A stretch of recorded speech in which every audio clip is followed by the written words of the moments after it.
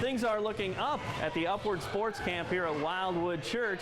This week it is basketball and cheerleading as kids aged kindergarten through 5th grade are participating. And certainly sports is part of the theme, but the #1 mission statement is presenting the gospel of Jesus Christ. It's teaching them the fundamentals of the sport, but then also incorporating a spiritual aspect to it, and they're presented the gospel and just explain as to how much Christ really truly loves them, and it's just a neat program. Mm-hmm. How has it affected you? You know, do you find yourself a little more focused and stuff and mindful and purposeful as you connect with these kids? Yeah, you know, like yesterday we were teaching them the basics and the foundations of shooting, and I said, you know, just like we have to have a foundation of our faith to build upon, we're teaching you the fundamentals of shooting today too, so everything gets built upon here today. So. Mm-hmm. Talk about what the mindset of the little guys is. I mean, they come in here hungry, they come in here receptive, they come in here wanting to hear the truth, even little guys like this? Yeah, they come in here and they're ready to listen, they're anxious. They were extremely receptive yesterday when the pastor was talking, and they're listening to the coaches and the teachers and just real excited to be here. It's a lot of fun. I like learning about Christ the most, and then Coach Tony, he's my favorite so far. Mm-hmm, mm-hmm. What did he tell you about Christ, about what Jesus has done for you? We should always listen to him and be like him. Mm-hmm.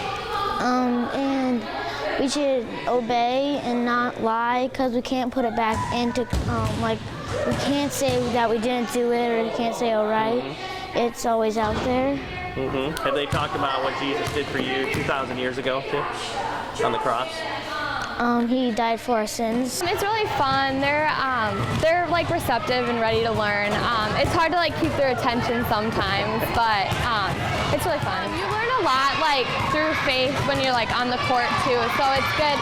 We have a lot of really good speakers coming in and talking to them, and I think that's the big part of it to me. So the speakers, you can tell they're all really paying attention and stuff. This week is a good week to build on the skills that they've learned in our league, or if kids just want to try out something new in an encouraging environment, it's a great place to just start and see if it's something that they like and that they want to keep up with. Mm-hmm. How receptive are they to the coaching and the message and things like that? Have you found them to be pretty engaging?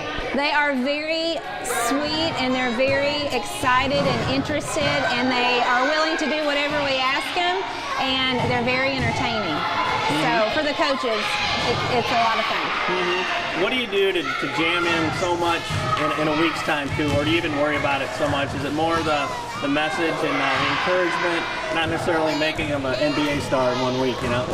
Well, you never know. We could have lots of NBA stars here, but it's most important to us that we give them the message of Jesus' love and how they can build their faith or come to faith in Him. We have a devotion every day, a devotion time, and then we also have a special speaker come in every afternoon and give the gospel presentations. So we want to give them lots of opportunities, and the coaches are all encouraged throughout the day at different times to still talk about the message that's being given at those 2 times too. It's really fun, and I love doing all the cheers and chants and lots of other things. Mm-hmm. What are some of the great things you've learned this week that maybe you didn't know? That cheerleading isn't all about it's about having fun, not just cheering. Mm-hmm. Mm-hmm. Talk about too, I mean, it's important for us to talk about Jesus too. I mean, what are some of the lessons you've learned about who Jesus is and how He feels about you too? Well, that Jesus, He loves us for who we are, and He's made us for just like Him. What did He do for you? You know, thousands of years ago. Yeah, He died on the cross to wash away our sins. Mm-hmm.